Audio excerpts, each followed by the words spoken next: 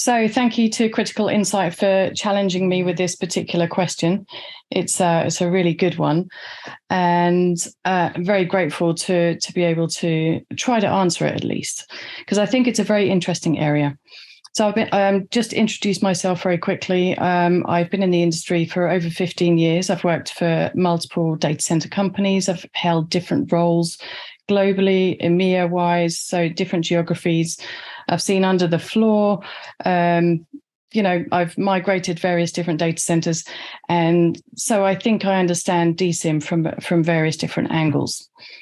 And I'd like to firstly approach this particular question from a background of artificial intelligence and where we are as just generally speaking, rather than from a data center point of view.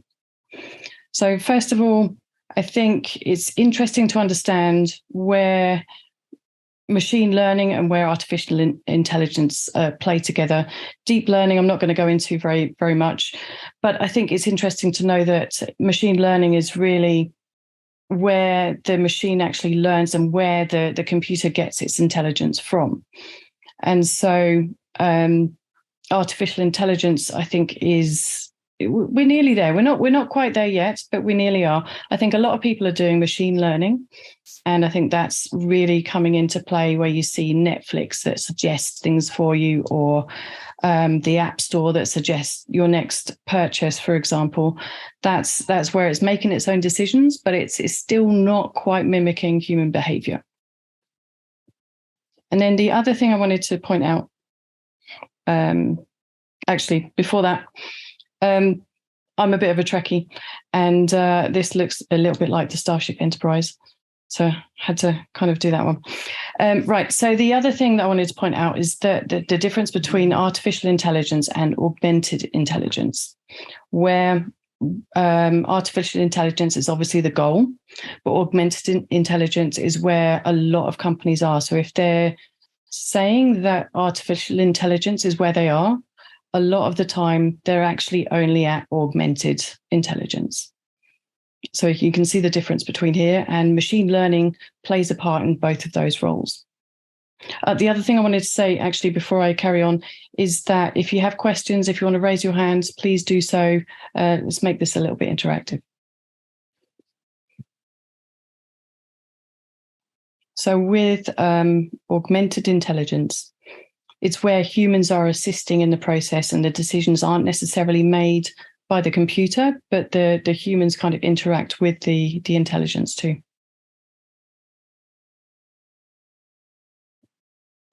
And then from a hype cycle point of view, I don't know if anybody's seen from a DCIM or even from an AI point of view where Gartner says we are.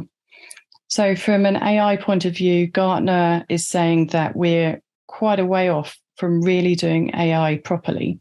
If you can see this graph, it's a little bit small. The light blue dots are saying that we're 2 to 5 years off on these aspects. The dark blue dots are saying that we're 5 to 10 years off. Anything that's a white dot, which there's only one of these on this graph, which is computer vision, we're less than 2 years off from achieving this. So essentially, there are not very many areas of AI that we're actually achieving in the industry right now. It's very scattered as well. So we're not kind of ahead of the curve on one thing and behind the curve on others. It's very much across industries and across intelligence across various different sectors. And if you apply this to the DCIM hype cycle, Gartner actually, I think the last one was 2017 that they did for DCIM, because they basically gave up on the hype cycle for DCIM a long time ago. And the trough at the bottom is the trough of disillusionment. And we've been in that for DCIM for quite a long time. I'd say maybe 7 or 8 years. And maybe that is the reason that Gartner discontinued the hype cycle for DCIM. And there's a number of reasons for that. But if you think about those two things together, the fact that AI is not quite where we need it to be, and the fact that DCIM is also not quite where we need it to be, I think is a very interesting situation. And Mark Acton, who I know is on the call, he actually pointed out something to me yesterday. He said Amara's law is really where the hype cycle came from, in that where we have new technologies. When we see a new technology, when we start developing a new technology, we initially overestimate that and overestimate the importance of it. And then over time, we underestimate the importance of it, so that actually over time, that technology can become more important than we ever imagined it to be. And that applies both to DCIM and also to artificial intelligence. So I just thought that was quite an interesting comparison. And thank you, Mark, for that. That was from Roy Amara. So it's Amara's law. If we come back to DCIM, so we've all probably had experience of DCIM. We've all probably had really bad stories about how it's not been implemented properly, or there's been a disconnect between understanding of what it actually is and what it can do. It's definitely got a history of not delivering the value that it's promised, and that's probably one of the main issues that I know of companies who've spent millions on DCIM and not actually achieved the value that they wanted to achieve. I think the other issue with DCIM is that facilities and IT don't really talk to each other. And for DCIM to deliver the value, those two departments do need to communicate. And that leads on to budgets versus benefits. Let's say the IT department are funding the DCIM project, but actually the benefits are going to be achieved by the facilities. These budgets and benefits are disconnected. And that leads to a difficult sales cycle. It leads to a difficult implementation. It leads to all sorts of difficult situations. And leading on from that again is co-location providers, because they focus mainly on the facility and not necessarily on the IT. And again, that feeds back to the budgets versus benefits for the actual companies concerned and for the clients. And then lastly, OCP. So the Facebooks, the big companies of the world, the Googles, the Microsofts, they use open source technology. So they don't use the run of the mill. They don't use the Enlights. They don't use the Schneider for their DCIM. They have their own stuff. They develop their own DCIM and their own control software. So it's a bad penny. DCIM's a bad penny. It keeps turning up. But going back to the question, how can DCIM solutions make use of AI and real-time analytics to address current issues? So there are 4 aspects to the answer to this question. The 3 obvious ones, energy, security, and sustainability are there, but there's another one as well. And that is that data centers are a system of systems. It's not just one system. It's not just one problem that we're trying to solve. And when you're building an AI model, you have to be very, very clear on the problem that you're trying to solve. And with DCIM, it's trying to solve an entire set of problems. And that is where this question is quite interesting. So I think various companies have tried to introduce AI, and whether it's AI or whether it's augmented intelligence, that's up for debate. But the first problem with the question is that it's not one problem; it's multiple problems. And so when you're building an AI model, and this set of 6 steps, this is up for grabs. It's not necessarily a clear set of steps that people agree with across the board. But the first one is definitely one that everybody agrees with. So the problem should be defined. And that problem should be a simple problem. It should be one thing that we're trying to solve. And that's where the DCIM thing comes in, and it makes it a little bit more difficult to answer. But there are companies out there using augmented intelligence and using machine learning. And I won't say that they're using AI fully, because I'm not completely sure. I mean, please feel free to argue with me. I'm not completely sure that there are companies out there using full artificial intelligence. I think they're using augmented intelligence. And there are examples of these. Let me show you. So Schneider are using EcoStructure, and their idea for AI is for using all of the data they collect in the cloud, and they aggregate it and try to use it for predictive analytics. Sunbird are also using AI, as are EchoSense. They're using a lot of machine learning to analyze the data and to learn, as I said, to create this intelligence, or on this intelligence journey.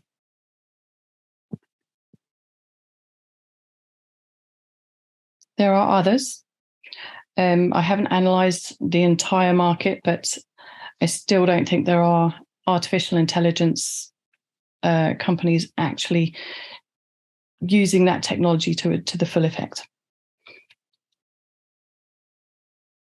So, in answer to the question, I think from an energy point of view, this is probably one of the easiest areas to answer the question. I think that the data is there, and we can analyze the data, and we can use it to make some energy savings. One of the best examples, I think, is EchoSense. I'm not trying to call out companies here. There's lots of different companies out there, but EchoSense have this lovely graph, which I wanted to show you. And you can see that by evening out the temperatures there, that there are some efficiencies to be gained, some costs to be saved. And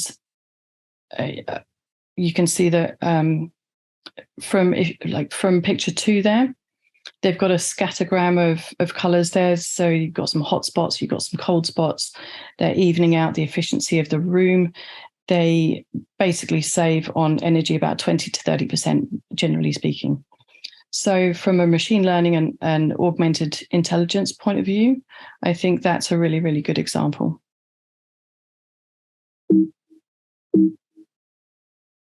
Trying to move on to the next slide.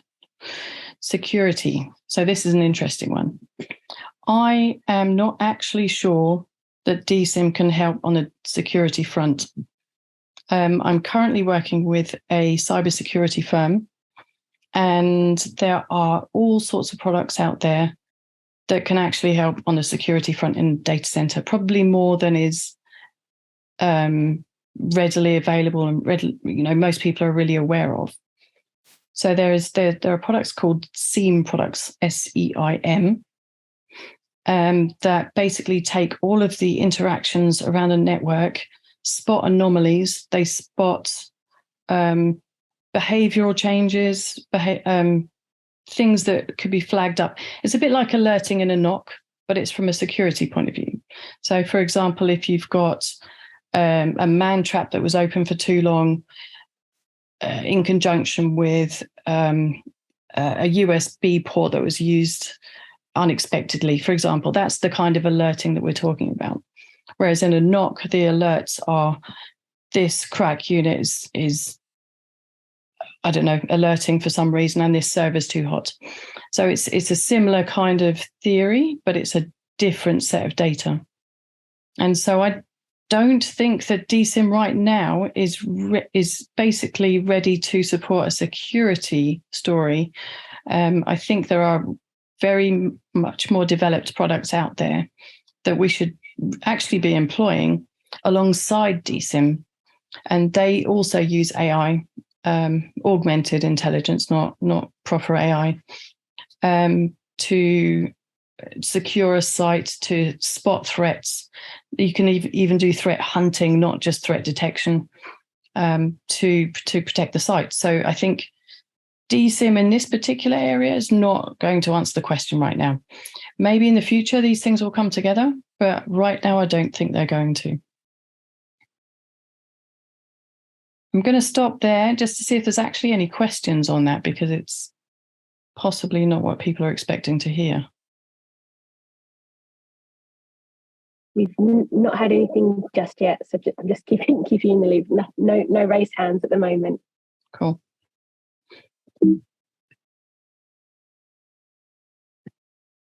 Okay. So the last one, sorry, my screen's gone a bit strange.